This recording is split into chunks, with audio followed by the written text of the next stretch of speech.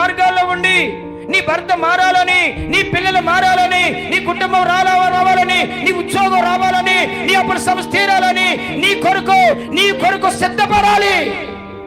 మందిరానికి వచ్చి పడుకుని పోవడం, మందిరానికి వచ్చి ఇటు తినడం, మందిరానికి వచ్చి ఏదో వచ్చాం బేగ వెళ్ళిపోవాలా, తినేయాలా, పడుకుని పోవాలా, నా పెద్ద లోకాసులు పడిపోవాలా. అది అలవాటు మానుకోవాలి. స్తోత్రం చెప్పండి గట్టిగా. ఆ అలవాటు మానుకోవాలి. ప్రభు దగ్గర నేర్చుకున్న అలవాటు, వాక్యాన్ని నేర్చుకున్న అలవాటు ఉండాలి, పాటలు పాడే అలవాటు ఉండాలి, ప్రార్థన చేసే అలవాటు ఉండాలి, వాక్యం చదివే అలవాటు ఉండాలి. నీ పిల్లలు, నీ కుటుంబము దేవుని సన్నిధికి రావాలని అలవాటు ఉండాలి, దర్శనం తీసే అలవాటు ఉండాలి, దేవుని ఆజ్ఞలు పాటించే అలవాటు ఉండాలి, ఉదయాన్ని స్తుతి ప్రార్థన చేసే అలవాటు నీలో ఉండాలి, కుటుంబారాధన అలవాటు నీలో ఉండాలి.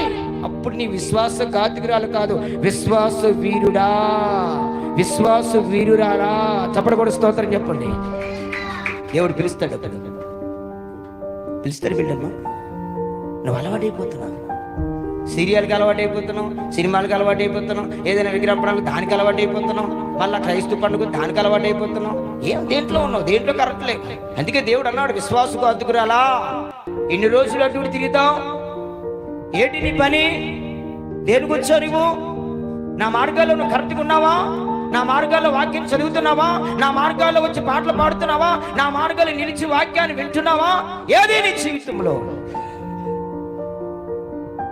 అందుకే పిల్లరా, యాకోబు మోసగాడైన బేకిరీ దగ్గర ఆ మోసకన్న పాపాన్ని ఒప్పుకొని విడిచిపెట్టాడు కనుక ఇశ్రాయేలుగా మారాడు. చప్పలు కూడా స్తోత్రం చెప్పండి.